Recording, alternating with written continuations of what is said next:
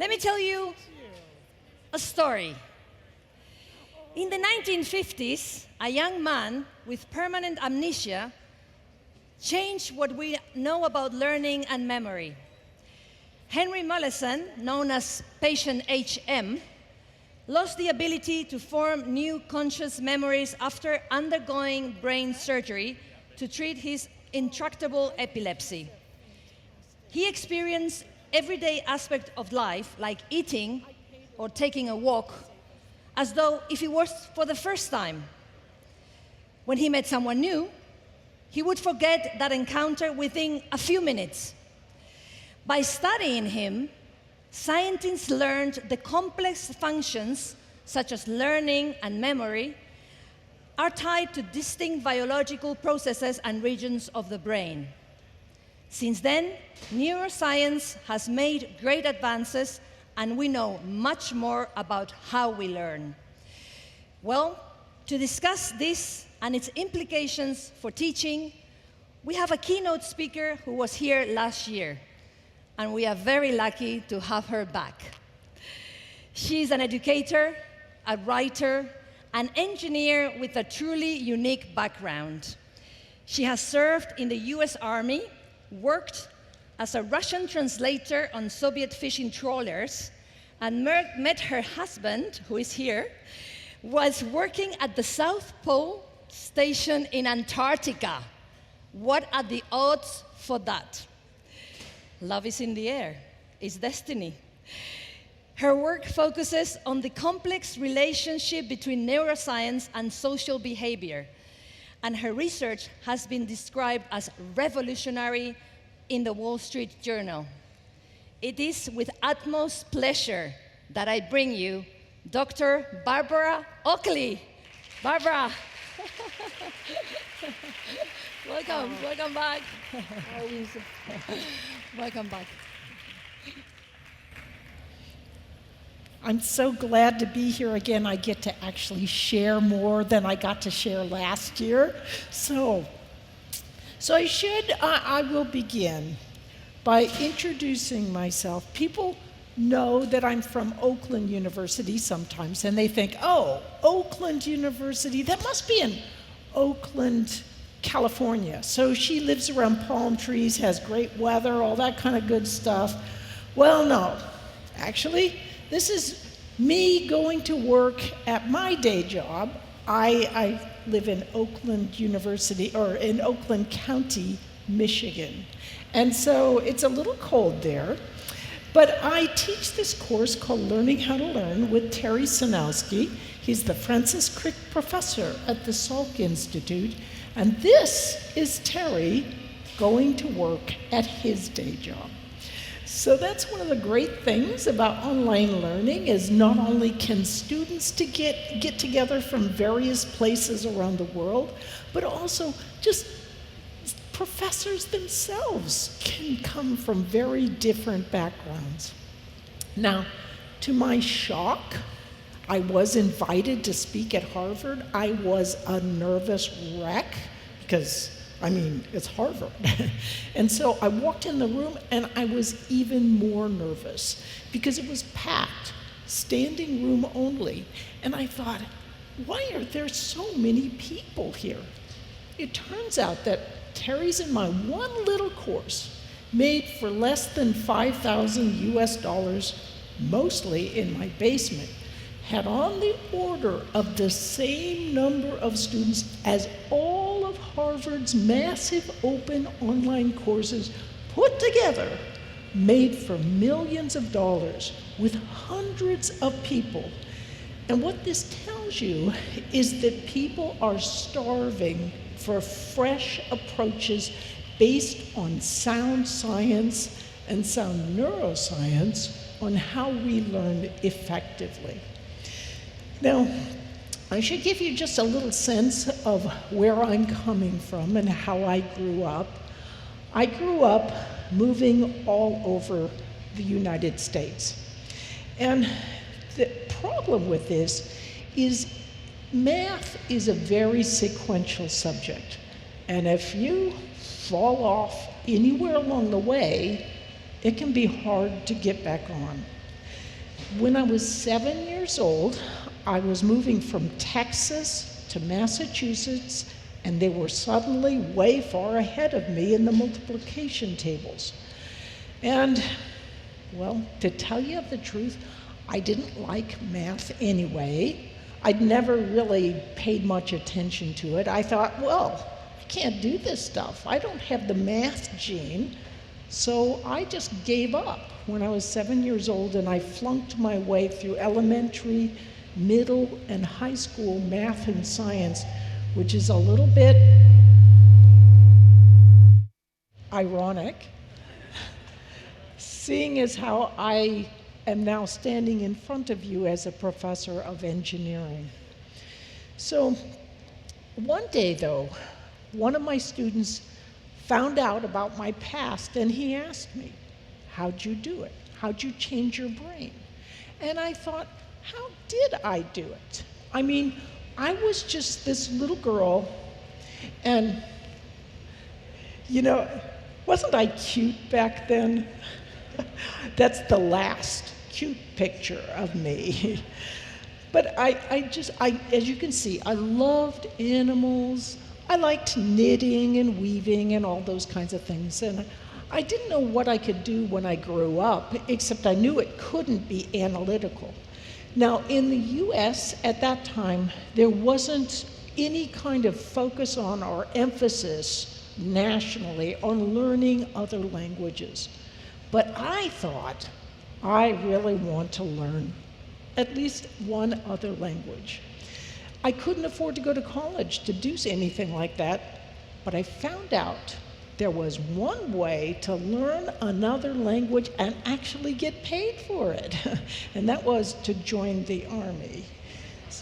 So there you see me looking super nervous. I'm about to throw a grenade, and if you knew how clumsy I actually am, you would know why I look so nervous. But I did learn another language. I learned Russian. I ended up working out on Russian trawlers up in the Bering Sea, and I just loved having new adventures and seeing the world through different perspectives. So I also ended up at the South Pole Station in Antarctica, and that's where I met my husband. So there he is. He's in the corner there 35 years later, and he's my hero. So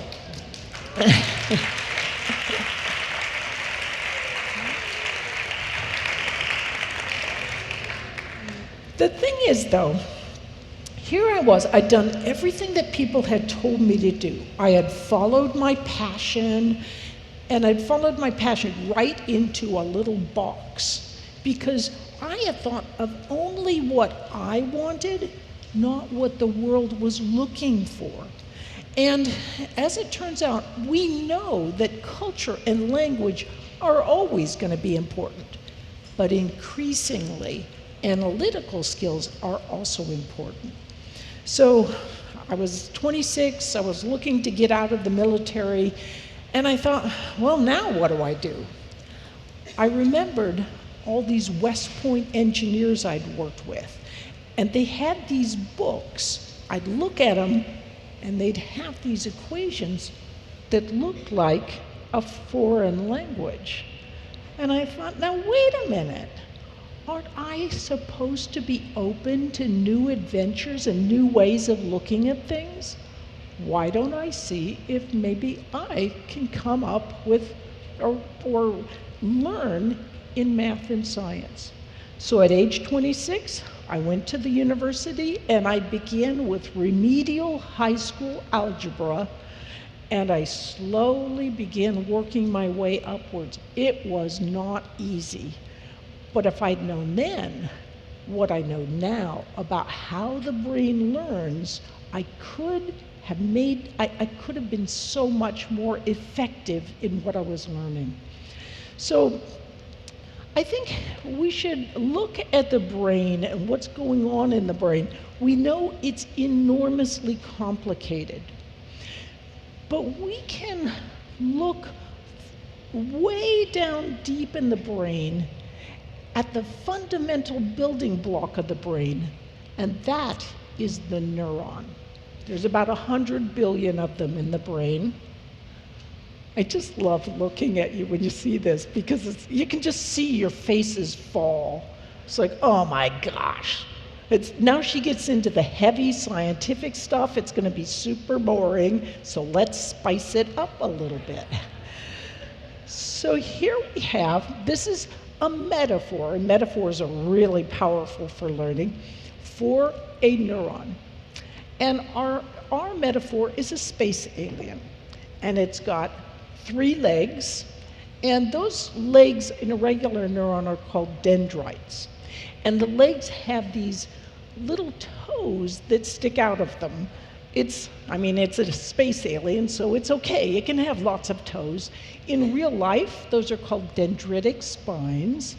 And then at the top, it has this arm that reaches out, and that's called an axon.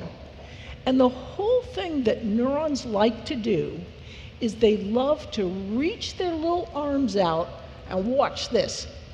Boop. They like to tickle the toe of the next neuron.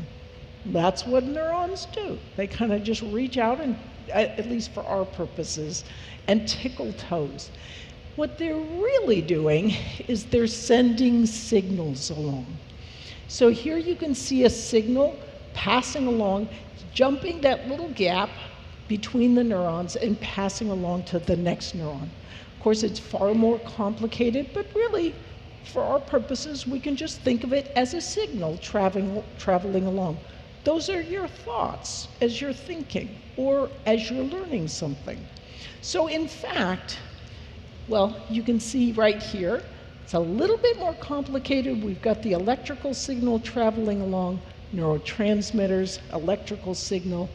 And the thing is, as you learn something, you are creating connections between neurons. So if you're learning a guitar chord, let's say, what you're doing is creating a set of links between neurons. Guitar chord, new vocabulary word, how to conjugate a verb in another language, maybe how to take a derivative in math. Whatever you're learning, you are simply creating links in long-term memory. So I'm showing 5 neurons connected here. In reality, it can be hundreds of connected neurons, even for a simple concept, maybe thousands of neurons. But we can conceptualize it very simply as only a few neurons. When you practice, you are strengthening the connections between those neurons. So a little practice, more connections. Practice again, more connections. Interestingly, one of the most powerful ways to build and enhance those connections is to retrieve an idea from your own brain. Don't sit there and reread or underline or make concept maps. No, if you're reading a page, for example, look away and see if you can remember and retrieve that key idea from your own brain. So the best way to strengthen something is to pull it from your own memory, and there you see how it can strengthen what you're learning. So what you're really doing when you're learning is you're creating this nice set of links between neurons. And the more you practice, see how it's richer and deeper. Those links get stronger, and they connect with other neurons. So you're not just practicing one thing over and over, you're seeing how it's richly connected with many different concepts. Now, what happens though, if you here in, I don't know if students here in Spain are like those in Michigan, but I can tell you what they do in Michigan. I will sometimes, I like to think I'm a good teacher. I'll explain a concept. The students will get it, will practice with it, and I really know that they actually get this concept, even if it's a little bit hard. But then what they do is they go home. They have maybe a job that they work at. They've got 3 other classes. In fact, they don't even bother to look at their notes for 3 weeks until the next test is coming. And then they suddenly haul out their notes, and they're trying to remember and what I was saying in class, which they'd understood before, and they can't. The reason they can't is because they weren't using those little dendritic connections, and so their synaptic janitors just said, oh, not using it? I'll just sweep it all away. So this is why practice can be such an invaluable aid for learning. And it's what happens when you're learning something, you've got these sort of, you've got these little dendritic spines that pop out when you're learning, and then when they really practice and that signal really goes through is when you sleep at night. And so this is why it can be valuable to not only learn during the day, you sit and learn, but right before you go to sleep, take a quick look at what you're learning. That will tell your mind, I want you to practice with those particular circuits. In fact, research by Duolingo shows that their most successful learners are those who, right before they go to sleep, they do a last little top off of these kinds of ideas. So nighttime is a valuable time for the learning process. You think you only learn when you're sitting there studying, but actually learning is taking place at other times. And we can see this happening. This is a light microscopy image of a regular living neuron before learning and before sleep. And this is the exact same neuron after learning and after sleep. And what's interesting here, if you look at all those little blue triangles, you can see that before learning and before sleep, there was no dendritic spine, or a very small one. But after learning and after sleep, a spine came out, and we don't image what it's connecting with, but it is connecting with some other neurons. So this is part of why sleep is such an important part of learning. Now, this is also why you want to space out your learning. You have a little bit every day, and what happens, let's say you have only 5 hours to learn something. It's better to do 1 hour one day, another hour the next day, and so forth. Space it out a little bit, because when you do that first hour, you go to sleep at night, strengthens that neuron. Go to sleep again at night, strengthens those neural connections, and so forth. So you're getting like double the impact, because after you're learning, you've slept that evening. If instead you cram everything in one day, it's so 5 hours crammed in one day, it's a poor structure, and you can see it's easy to sweep away. So cramming is, students often think, oh, you know, it's all mush up there. If I cram, it works really well, but it can be really problematic. You're not building a good structure. And a good structure is almost like building a brick wall. You layer a layer of bricks, some mortar, another layer of bricks. You let that mortar dry before the bricks go too high. But if you don't do that, you've got kind of a lousy structure, a poor foundation for learning. So learning involves many different ideas, and I want to touch on another important idea. A good metaphor for building that neural structure is just weightlifting. We know that this guy did not sit there the night before a big meet and work out, cramming and trying to do his weightlifting before the big meet. In fact, he took his time to build that muscular structure.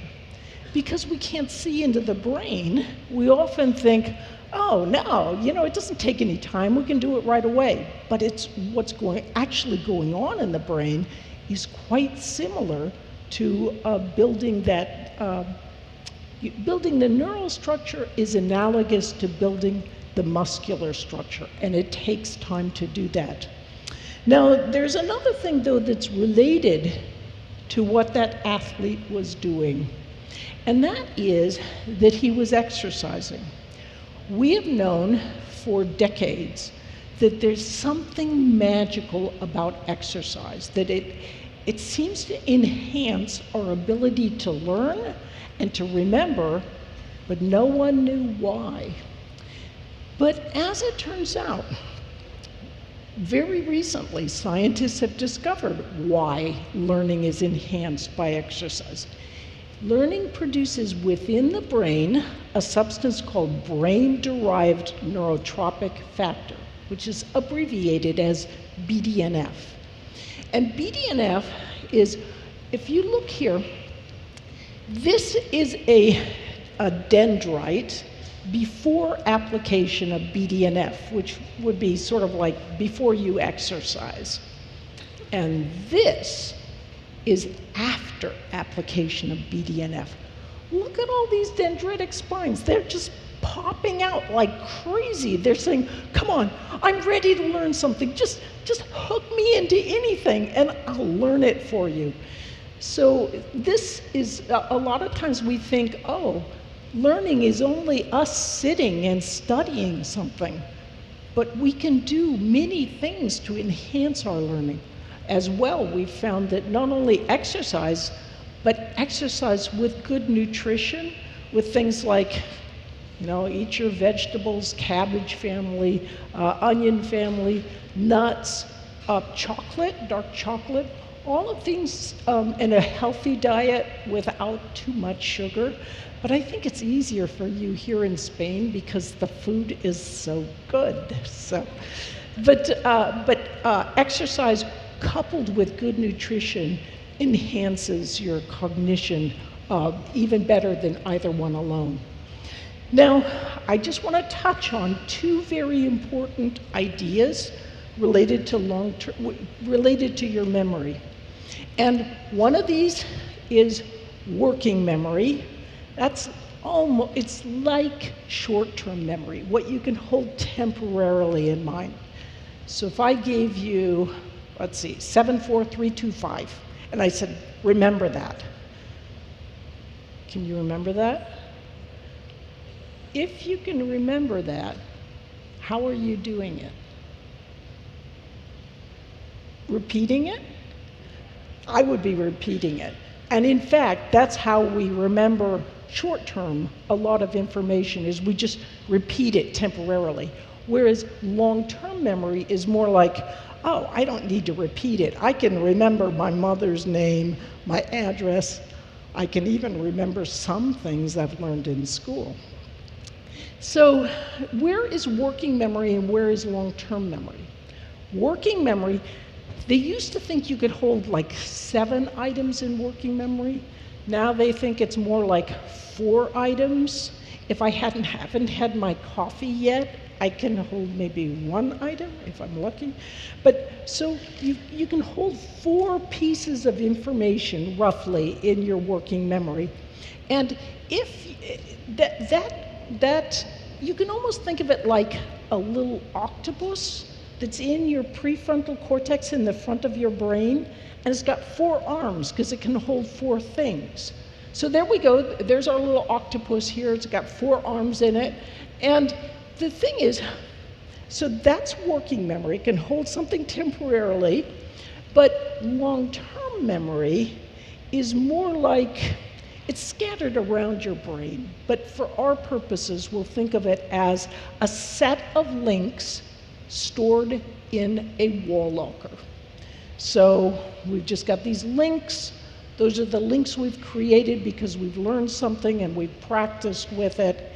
And when you are learning anything, your working memory is just working really hard to create sets of links.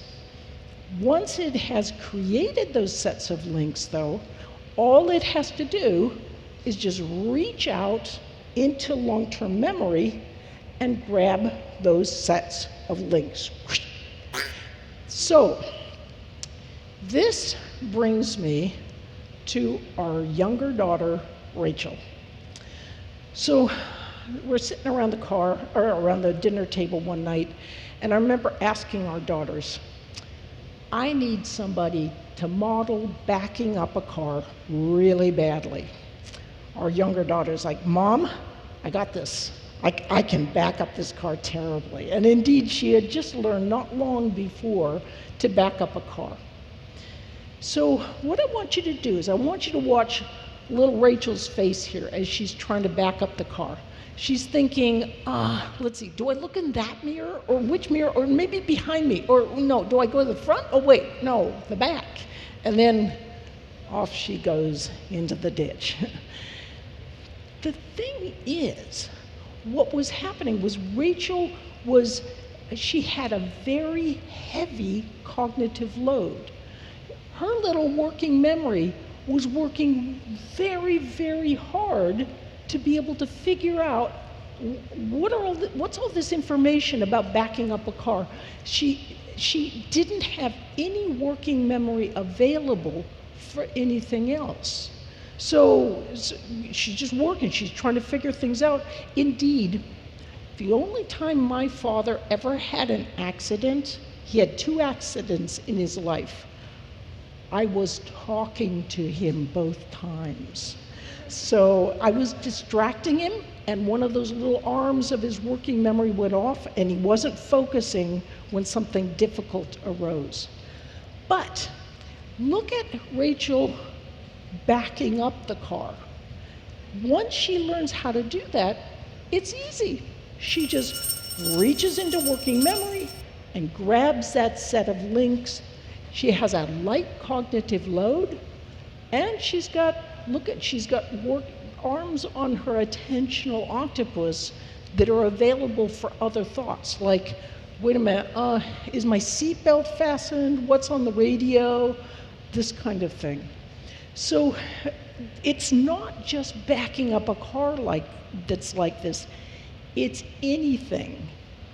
When you are learning to take a derivative in math, for example, at first, there's all these ideas. It's really confusing. You're not really quite sure.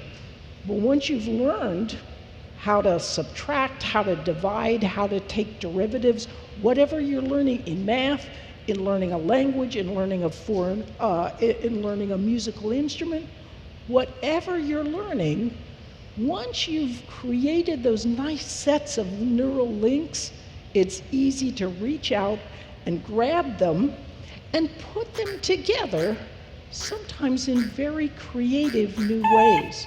So here you can see working memory coming down and saying, oh, wait a minute, this professor's asking me to put this idea together with this idea, together with another idea. And they're able to do that if they have built those nice sets of neural links. So if you don't do that, what that means is you sit down at the test and your working memory is going crazy, and you think sometimes that's test anxiety, but it's not, or at least not necessarily. It may be simply that you haven't created those sets of neural links. Now, experts of all kinds, their common factor is that they have created lots and lots of neural links. Now, I do want to make just a little side comment here. So you'll notice your wonderful moderator, Helen here, Helena gives she comes up, she speaks to you, she talks a little bit about interesting material in a very relaxing way, and I have to tell you what she's doing, which is neuroscientifically really terrific. Your brain has two fundamental learning devices in it. One of them is the hippocampus. The hippocampus learns really quickly. And as she mentioned before, if you don't have a hippocampus, you can't put new memories in place. But Henry Mollison, the HM that she had referred to, he could remember things from long ago. So he had information in long-term memory, he just couldn't put new information in there. What's really going on, when you learn something, your hippocampus grabs that information, and it does it very quickly. Your neocortex, long-term memory, it's really dumb. It wants to follow along just like the hippocampus, but it's kind of too dumb to do it. I mean, you have to repeat a lot of times. So what's happening when she's giving you a little break, your hippocampus has been taking in all this information, your neocortex has been trying to follow, but it's been having trouble. And then you get this nice, relaxing Helena break. Here's what's happening. You're kind of paying attention, but your hippocampus is also turning around to your neocortex and going, psst, hey, remember? These are the key ideas that you've just learned. That relaxing little break that Helena gives you is also an important aspect of learning. So as I close, I would just like to allude to Santiago Ramon y Cajal, one of the most brilliant neuroscientists ever, and I think it is true when he says that persistence and flexibility are the keys to learning, and change is possible for all of us. Thank you so much for your attention. Thank you, Barbara. Thank you. Come with me here. Thank you. Well, don't go. I was going to say, after all these aliens and octopus you were talking about, the brain will never be seen by us the same way ever again. And if there are any students in the room, remember, all that time you've been wasting before the exams, don't bother. Just stay in bed a bit longer. Thank you to Dr. Barbara Oakley. Thank you so much.